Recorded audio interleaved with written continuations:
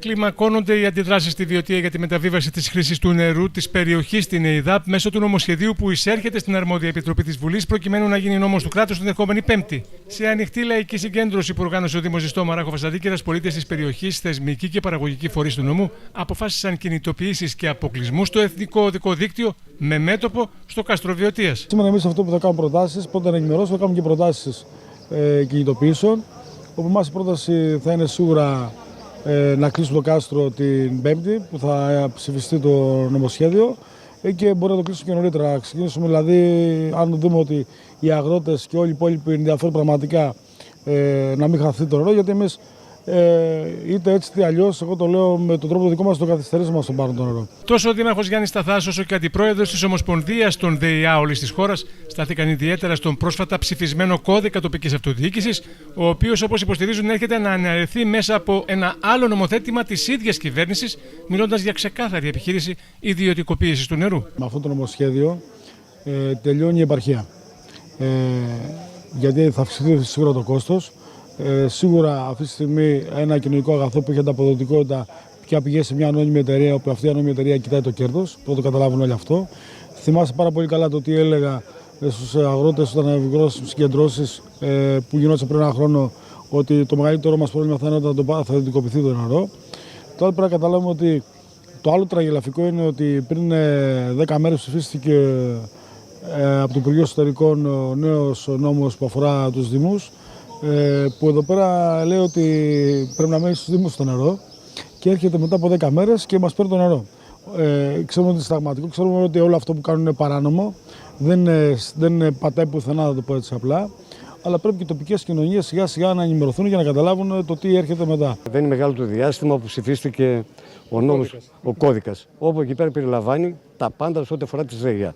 Δεν καταλαβαίνω λοιπόν τι νόημα έχει επί της ουσίας να ακυρώνουμε ένα νομοσχέδιο που ψηφίστηκε πριν μέρες και να ερχόμαστε με ένα άλλο νέο νομοσχέδιο το οποίο τι κάνει. Πάει να βάλει την ΕΙΔΑΠ, μια ανώνυμη εταιρεία, στα νερά. Δηλαδή πάει να δημιουργήσει ένα πρόβλημα, να αφαιρέσει το νερό από την τοπική κοινωνία. Τα νερά ανήκουν στην τοπική κοινωνία. Είναι διαχείριση της τοπικής κοινωνίας, είναι στην τοπική αυτοδιοίκηση. Η ΔΕΙΑ είναι η μεγαλύτερη κατάκτηση της τοπικής αυτοδιοίκησης. Δεν μπορείς να την καταργήσεις και είναι αντισυνταγματικό να μεταφέρεις περιουσία των ΔΕΙΑ, περιουσία των Δήμων σε μια ανώνυμη εταιρεία όπως είναι η ΕΙΔΑΠ. Εδώ λοιπόν τι βλέπουμε. Βλέπουμε ότι πάει να γίνει μια ιδιωτικοποίηση του νερού από τα πλάγια. Αυτό είναι, αυτό βγαίνει. Γιατί μη γελέμαστε. Είναι και τα έργα που έρχονται. Εκεί τα λεφτά είναι πολλά. Άρα λοιπόν θα πρέπει να δούμε τι διακυβεύεται πραγματικά. Δεν μπορείς να παίζεις λοιπόν με το νερό. Το νερό είναι δημόσιο κοινωνικό αγαθό και ανήκει στους καταναλωτές. Δεν μπορεί σε καμιά περίπτωση να μεταφερθεί στους ομίλους και να γίνει κερδοφορία για τους ομίλους. Ανήκει στους καταναλωτές. Δημόσιο κοινωνικό αγαθό. Πρέπει να είναι υγιεινό, φθηνό και να έχει πρόσβαση και ο καθένας και ο τελευταίος με την ασθενέστερη οικονομική δυνατότητα. Οι παραγωγικοί φορείς του νομού εκφράζουν ιδιαίτερες ανησυχίες τόσο για το οικονομικό αποτύπωμα της μεταρρύθμισης στους κλάδους τους, όσο και για το επίπεδο των παρεχόμενων υπηρεσιών στις τοπικές κοινωνίες. Στηρίζουμε απόλυτα τις αποφάσεις των φορέων της τοπικής αυτοδιοίκησης, που είναι και οι καθήλυνα αρμόδιοι μέχρι σήμερα για την παροχή των υπηρεσιών αυτών.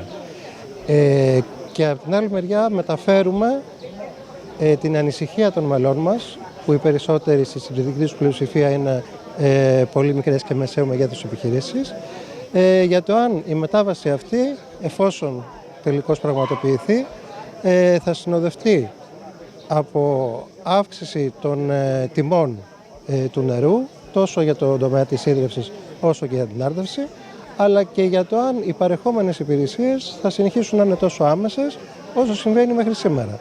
Γιατί η μετάβαση αυτή που θα γίνει απομακρύνει τον τελικό καταναλωτή από τον φορέα της διαχείρισης, εννοώ με αυτό ότι σήμερα ένας επιχειρηματίας μπορεί να έχει ένα πρόβλημα μπορεί να επικοινωνήσει απευθείας με το Δήμο του είτε με τη ΔΕΙΑ της περιοχής του. Δεν ξέρω ποια θα είναι η διαδικασία για έναν πολίτη στο αύριο. Κατά τη γνώμη μου, θα θέλαμε περισσότερη ενημέρωση και θα θέλαμε περισσότερα επιχειρήματα για την αναγκαιότητα της μεταρρύθμισης αυτής που είναι πρωτομιλών. Αμαρτία χαρακτήρισε τη μεταβίβαση της χρήσης του νερού σε ανώνυμη εταιρεία Έλληνο-Αμερικανός επιστήμονας που βρίσκεται για τις καλοκαιρινές του διακοπές στο τόπο καταγωγής του, το Δίστομο. Το νερό είναι, πιστεύω, είναι δώρο από το Θεό, όπως και το οξυγόνο. Το χωρίς οξυγόνο δεν μπορείς να μείνεις λιγότερο από λίγα δευτερόλεπτα και χωρίς νερό δεν μπορείς να ζήσεις πιο πολύ από λίγα λεπτά. Στο νερό είναι μέσα από τη γη, βγαίνει από τη γη, είναι δικό μας, ανήκει στο χώρο από το οποίο βγαίνει. Στην περιοχή όπου ζείτε, στο Houston του Τέξας, ποιος έχει τη διαχείριση του νερού, κάποιος ιδιώτης, μια ανώνυμη εταιρεία ή ο Δήμος εκεί? Ο Δήμος, πάντοτε ο Δήμος ανήκει στο Δήμο και εμείς πληρώνουμε το νερό. Κάθε μήνα έρχεται ο λογαριασμός στο ταχυδρομείο και έχει ένα είναι νερό, 2 κομμάτια του λογαριασμού. Το ένα είναι για το νερό και το άλλο για τους υπονόμους. Μάλιστα, η αποχέτευση. Αποχέτευσης, yes. Δεν είναι πολλά τα χρήματα. Άρα στην τοπική κοινωνία είναι, δεν είναι σε ιδιώτες. Όχι, ιδιώτες, αμαρτία.